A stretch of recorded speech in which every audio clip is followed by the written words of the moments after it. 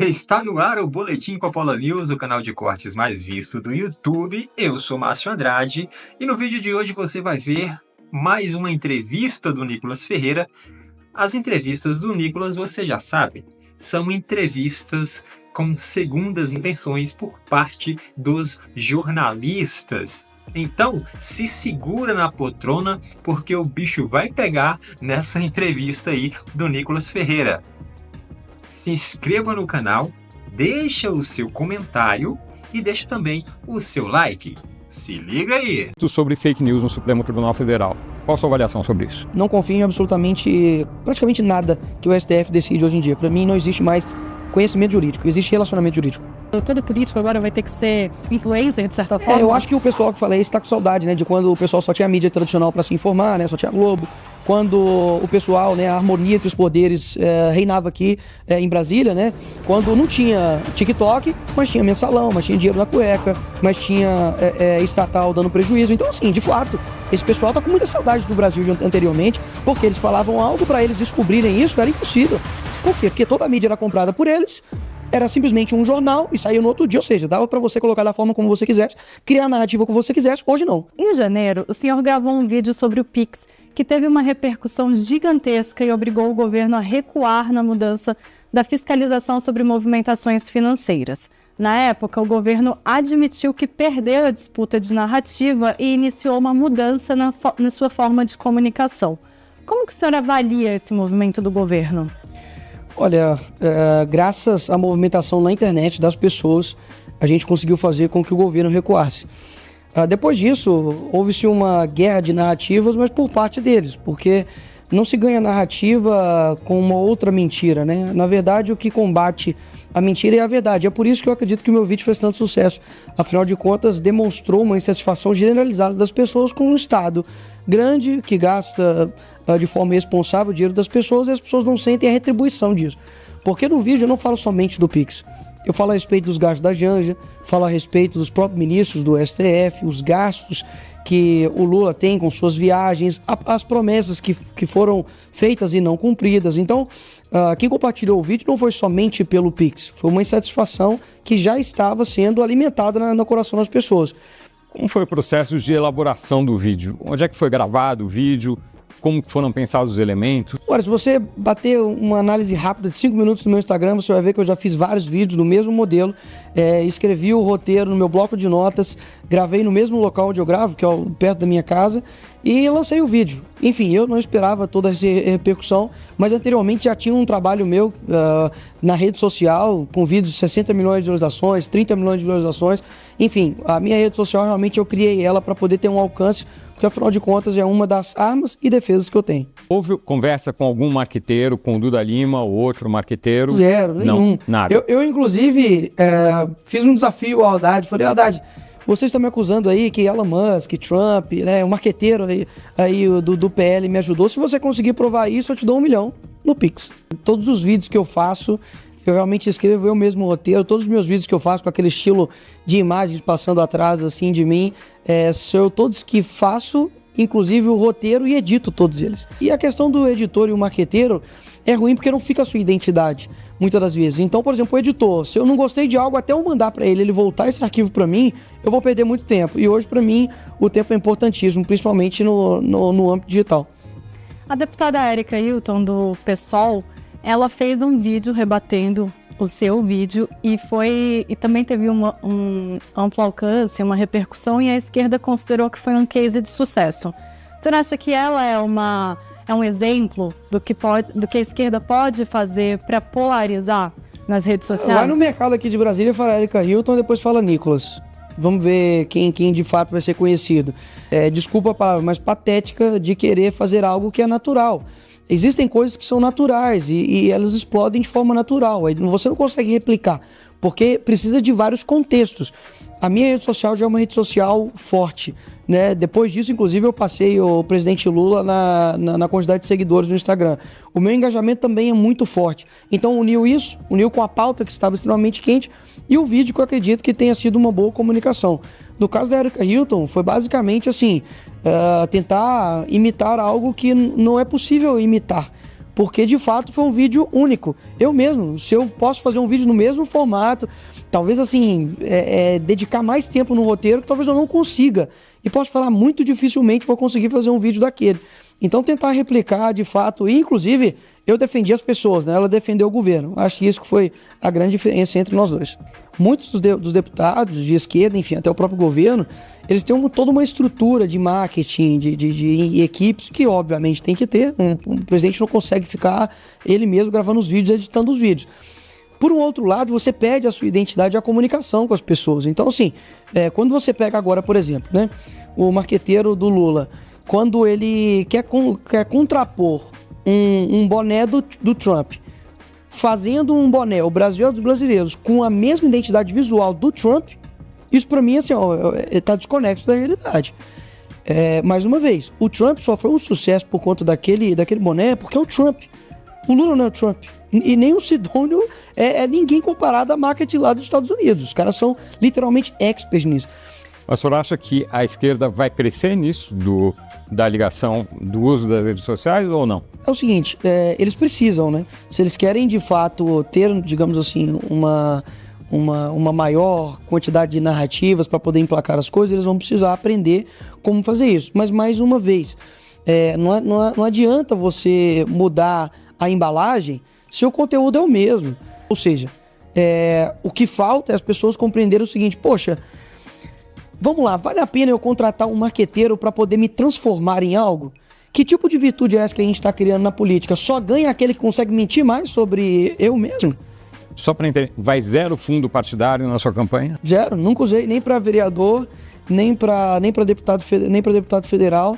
E eu entendo o seguinte, não condeno quem usa, tá certo? Foi algo pessoal meu que eu fiz lá atrás, e para não quebrar minha palavra, eu não vou quebrar minha promessa. Você não vai usar nunca? Aí que tá, eu não vou, eu pretendo não usar, até mesmo porque, por exemplo, se você vem para um cargo da executiva, fica muito difícil você, digamos, você economizar cartucho, sendo que o outro lado tá com fuzil, bazuca, tá usando todas as munições possíveis, e aí você fica economizando para tentar, enfim, tentar trazer uma certa virtude em cima disso. Por isso que eu não condeno quem utiliza, porque nem a realidade de todos, parlamentares e candidatos, é a mesma que a minha.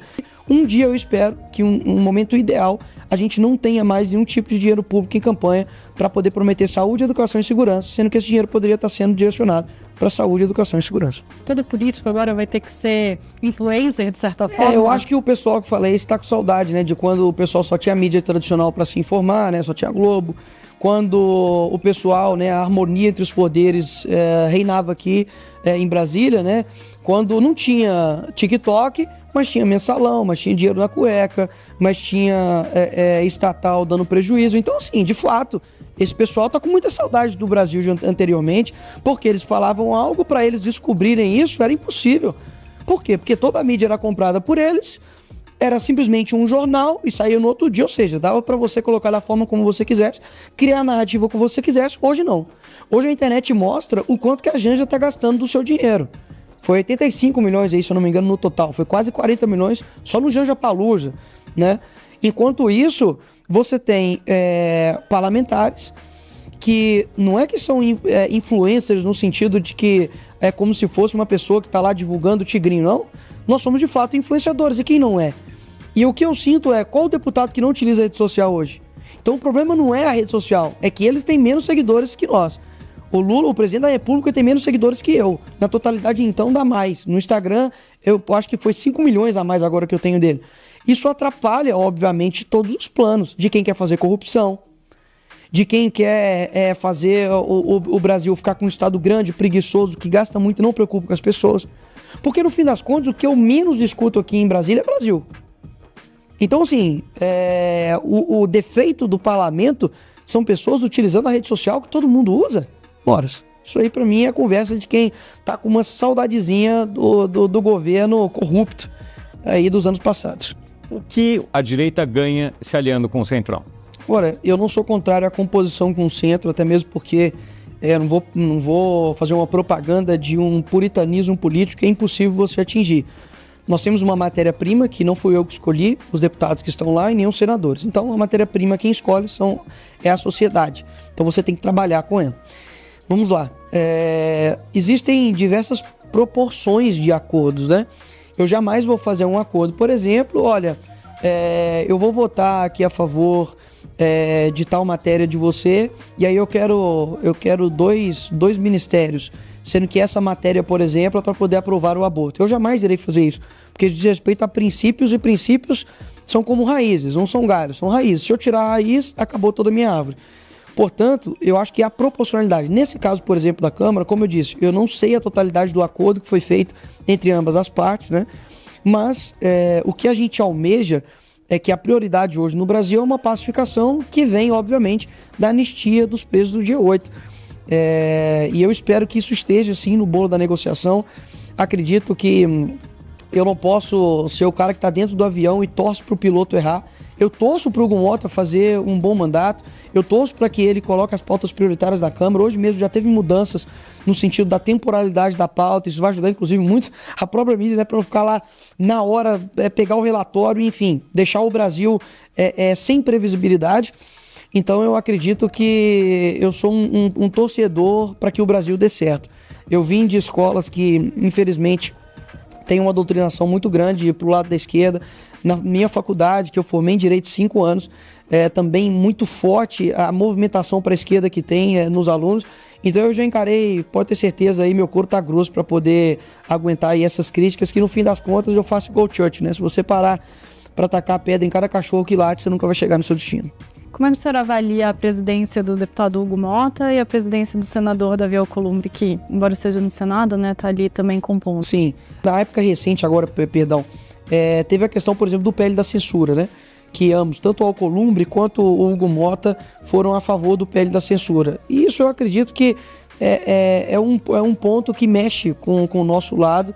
Afinal de contas, a gente sabe que quando o Estado quer, entre aspas, regulamentar, ele quer de fato suprimir a liberdade somente de uma pessoa.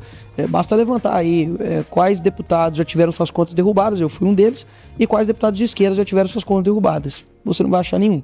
Eu fui presidente da Comissão de Educação, mas não fiz parte de nenhum acordo para isso, do tipo, olha, vou votar no Lira e me dá a comissão. Não fiz absolutamente nada disso. Foi me oferecido esse cargo, inclusive no mesmo dia que minha filha nasceu, estava conturbado. O líder me ligou e eu falei, olha, me dá um dia, pelo menos para eu pensar e orar. Ok, no outro dia respondi, aceito. Então é muito difícil. Fazer um ano agora. No próximo mês ela faz um ano. Hoje é dia 4, mês que vem ela faz um ano. Então tem exatos um ano, né, que de fato isso aconteceu. E para deixar claro, né, talvez as pessoas falam, olha, você não é a favor de acordo, tá falando mal do acordo, mas foi beneficiado lá atrás. Não, né, na verdade, obviamente, mesmo agora, votando, mesmo se eu não votasse no Hugo Mota, se agora o Hugo Mota falasse comigo, Nicolas, você quer ser relator da elegibilidade do Bolsonaro? Eu falei, óbvio, eu não sou bobo. O senhor avalia que algo deve ser mudado no procedimento de deportação dos brasileiros dos Estados Unidos? Um ponto curioso a respeito disso é que eu não vejo política de deportação de Cuba, né? Pessoas querendo entrar em Cuba e aí, foi pego aqui, vai devolver você. Eu não vejo isso acontecendo de países que são governados pela esquerda, né? Nicarágua, Venezuela. Isso é um ponto interessante. Por que com os Estados Unidos, né? E eu faço esse estresse de reflexão porque as pessoas precisam parar para pensar. Por que tantos brasileiros saem daqui para poder tentar uma vida nos Estados Unidos, que muitas das vezes, muitos estão falando, né, sobre a escala 6x1, mas muitos saem daqui para ir fazer uma escala 7x7 lá. Mas por que ainda topam fazer isso? O que será que o nosso país precisa mudar para que a gente não viva em outro país, mas viva num país diferente, né? Então isso é um ponto interessante, para as pessoas começarem a perceber e falar, opa, não vamos dar atenção só a isso aqui não, porque, peraí, olha o que aconteceu, por exemplo, na Califórnia e no Texas. Na Califórnia, um estado governado pela esquerda, destruindo aquele local, estavam todos indo para o Texas. O governador do Texas falou, opa, aqui não. E mandou um caminhão de gente de volta para lá. Então, assim, lá você tem, né, essa, digamos assim, uma soberania maior dos estados para fazer isso. Aqui no Brasil, infelizmente, é tudo muito centralizado no Planalto, muito centralizado aqui em Brasília, e acaba que a gente não consegue tomar essas decisões. Então, sim, para mim as deportações têm que ter dignidade, para mim elas têm que ter respeito, não tem que ter violações de direitos humanos, e gostaria muito, né, que a imprensa, digo de modo geral, estivesse atento também às violações que estão acontecendo aqui. também no nosso país. Você falou que defende que essas pessoas, por exemplo, deportadas, não venham algemadas, se não são criminosas. O senhor pretende conversar com alguém, alguma autoridade norte-americana sobre esse assunto? É um tema óbvio que dá para ser discutido, dialogado. Eu tenho uma agenda marcada para ir para lá e é algo sim que a gente pode conversar e verificar se de fato tem algum dano acontecendo para isso ser sanado. Deputado, se a idade mínima para se eleger senador ou presidente for alterada no Congresso, né, o senhor defende esse projeto, o senhor pretende se candidatar em 2026 ao Senado ou até mesmo à presidência? Eu pretendo, se a PEC passar, a PEC do deputado Eros Biondini, pretendo me candidatar ao Senado. Eu acredito que há um clamor das pessoas por um Senado mais atuante, principalmente no que diz respeito contra as violações que o STF tem feito, principalmente no âmbito do ministro Alexandre de Moraes, e cito aqui alguns exemplos. Você tem penas desproporcionais sendo aplicadas por um foro que nem deveria ser o foro. Eu tenho foro privilegiado, assim como os outros parlamentares, ou seja, o STF me julga. Mas no caso dessas pessoas, por que é o STF que está julgando essas pessoas? Traficantes estão sendo soltos, pessoas que cometeram crimes horrendos no nosso país não tiveram penas de 17 anos. E cito aqui alguns. José Disseu, que foi mentor do maior... talvez as pessoas mais jovens, eu sou jovem, mas mais jovens ainda, não lembrem do que foi o mensalão. O momento onde o Brasil parou. Compra de votos de articulação política com dinheiro físico, mala dentro da casa das pessoas, uma repercussão não somente nacional, mas internacional, o maior esquema de corrupção da história do nosso país. E quem mentalizou tudo isso foi José Disseu. Foi condenado a 16 anos, depois foi reduzido para 12, está solto, está discussando no Senado. A direita deveria se organizar para ter outro nome, não ele? Então, ele é muito enfático em relação que ele é o candidato, né? Que ele é o candidato. E confesso que sim, dentre todos os nomes, ele é a pessoa que tem condições de vencer o Lula nas eleições de 2026. O Instituto Paraná fez uma pesquisa recentemente mostrando que se as eleições fossem hoje, ele ganharia. E acredito que você pode, obviamente, ter os seus contrapontos, suas discordâncias com o Bolsonaro, mas em comparação com esse atual governo e os outros também passados, como por exemplo a Dilma, é incomparável, né? Tanto na seleção de ministros quanto na questão da economia. Ele literalmente conseguiu deixar, depois de uma crise mundial, né, que foi a pandemia do Covid, deixar o Brasil no verde. No primeiro ano de governo do Lula, ele deixou um rombo de mais de 200 bilhões. A Amazônia, ninguém fala mais nada, ninguém mais faz musiquinha, mas a Amazônia bateu o recorde. Você tem ministros, por exemplo, agora do Lula, que saíram do ministério com denúncia de assédio sexual com outra ministra. A ministra de Direitos, a ministra das Mulheres do Lula não consegue definir o que é mulher. Se você não acredita, vai lá e coloca no YouTube Nicolas, ministra dos Direitos da Mulher, você vai ver. Nós temos uma ministra da Saúde que está faltando insulina pela primeira vez nos postos do nosso país. Um ministro do Meio Ambiente que, mais uma vez, está batendo os recordes de queimada na Amazônia. Ou seja, as escolhas do ministro são incomparáveis. Você tinha Damares, você tinha o próprio Tarcísio, você tinha o Paulo Guedes, que saudade. Então, o Bolsonaro falava palavrão, poxa, você vai casar com ele? Mas o Bolsonaro é grosso, você não vai casar com ele. Nem queria, e nem está escolhendo um padre, você quer um presidente. E muitas vezes o presidente tem que tomar decisões impopulares, ele tem que tomar decisões que ninguém mais tomaria. E é por isso que ele é o presidente da República. Pensando só em viabilidade, quer dizer, caso se espere até o último momento contando com essa candidatura do Bolsonaro. É uma preocupação, Paulo, é uma preocupação. Assim, eu não vou falar que ninguém fica preocupado, né? Eu também não acredito que, enfim, o sistema vai fazer assim, beleza, vai lá, ganha do Lula. É complicado, a gente sabe como é que funciona o jogo. Então, sim, a gente fica muitas vezes numa insegurança. É óbvio, existem outros nomes que não são, obviamente, do tamanho do Bolsonaro, mas o Tarcísio é governador de São Paulo, né? É totalmente ligado ao Bolsonaro. Acredito que, enfim, se nada dos planos que a gente quer acontecer, eu acho que o Tarcísio seria o candidato ou a oposição mais forte ao Lula.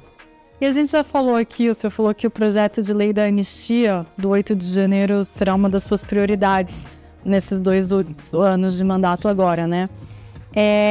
Se ele não avançar na Câmara, qual que seria a estratégia do grupo que defende esse projeto? E como que isso está sendo discutido com o novo presidente agora, Hugo Mota?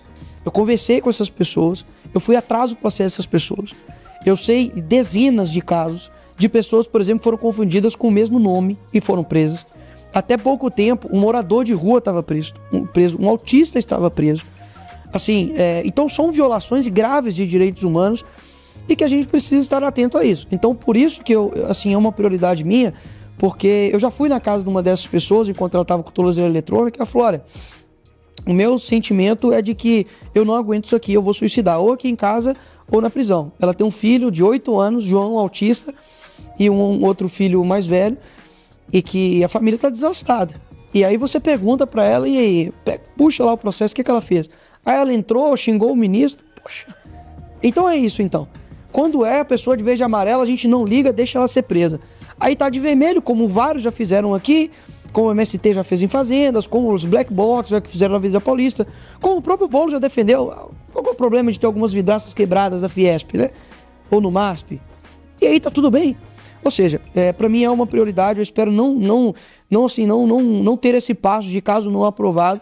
Ao inquérito sobre fake news no Supremo Tribunal Federal, qual a sua avaliação sobre isso? Não confio em praticamente nada que o STF decide hoje em dia. Para mim não existe mais conhecimento jurídico, existe relacionamento jurídico. Todo mundo tá cansado de saber que quando o Nicolas é convidado para uma entrevista, você já sabe que vem polêmica.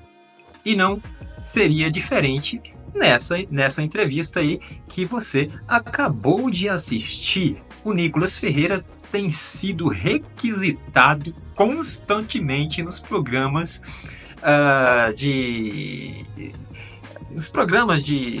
rádio, nos programas online, agora é internet, né? Não tem televisão. Mas se for convidado para televisão, ele vai também, como já foi, né? E está sendo convidado para a CNN direto, foi recentemente agora no Pânico, ele está sendo convidado em redações de jornais, nos jornais, enfim, tá todo mundo mesmo convidando o Nicolas para dar entrevista. E por que isso está acontecendo? Eu vou falar baixinho aqui, que é para que ninguém ouça. Isso está acontecendo por conta da popularidade. É a palavrinha mágica. A popularidade do Nicolas Ferreira tá lá em cima, ó, só subindo. E o Nicolas simplesmente é um fenômeno na internet. Por isso que todo mundo está de olho nele, porque os números, as métricas do Nicolas é um negócio realmente absurdo. Logo, todo mundo quer entrevistá-lo, todo mundo quer falar com o Nicolas, porque quando coloca o nome Nicolas Ferreira na manchete, como eu coloquei aqui nesse vídeo, obviamente que eu vou, também explorar essa questão toda.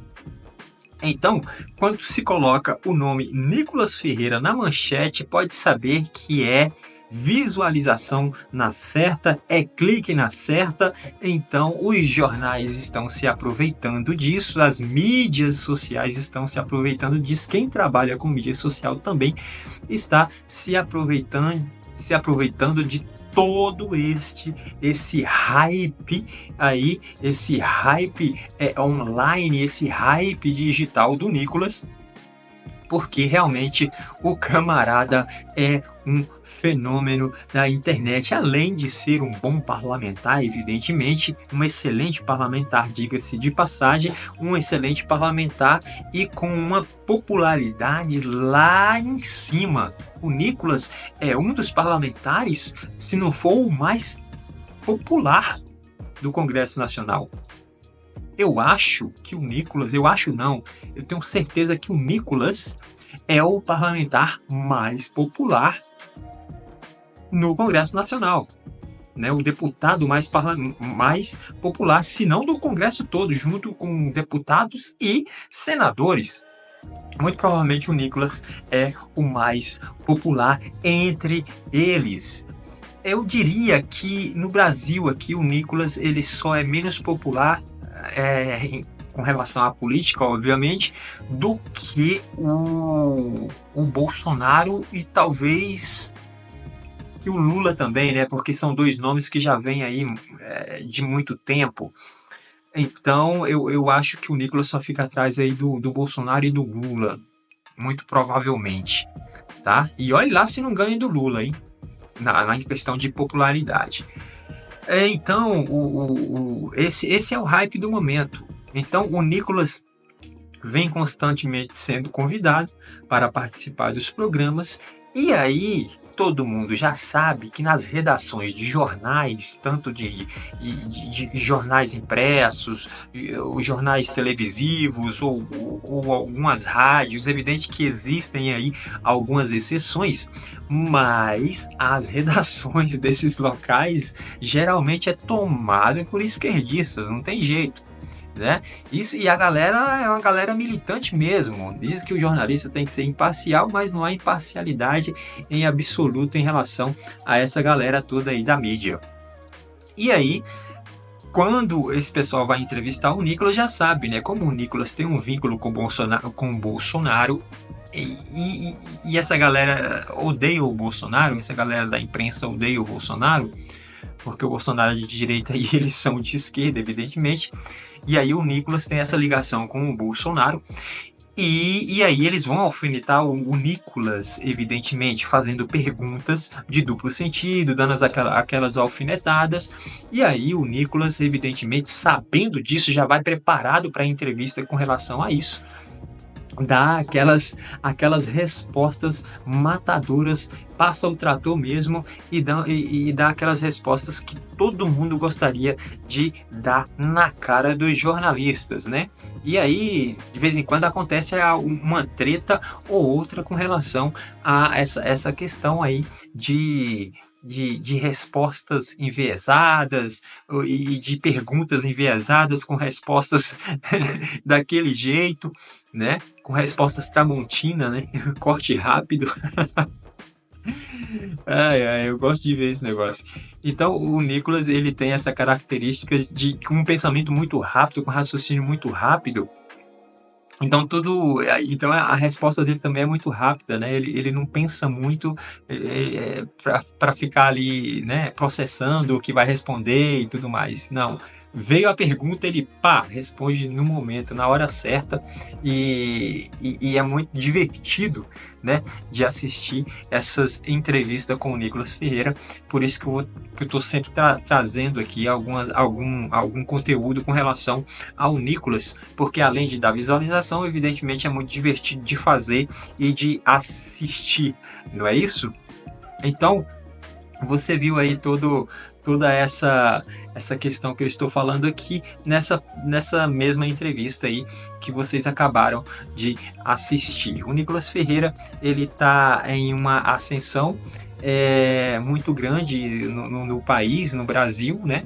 E é um parlamentar que vai dar muito o que falar no futuro, porque tem potencial até para a presidência da República, sem sombra de dúvidas. Portanto, fica um alerta aí para os jornalistas que vão entrevistar o Nicolas.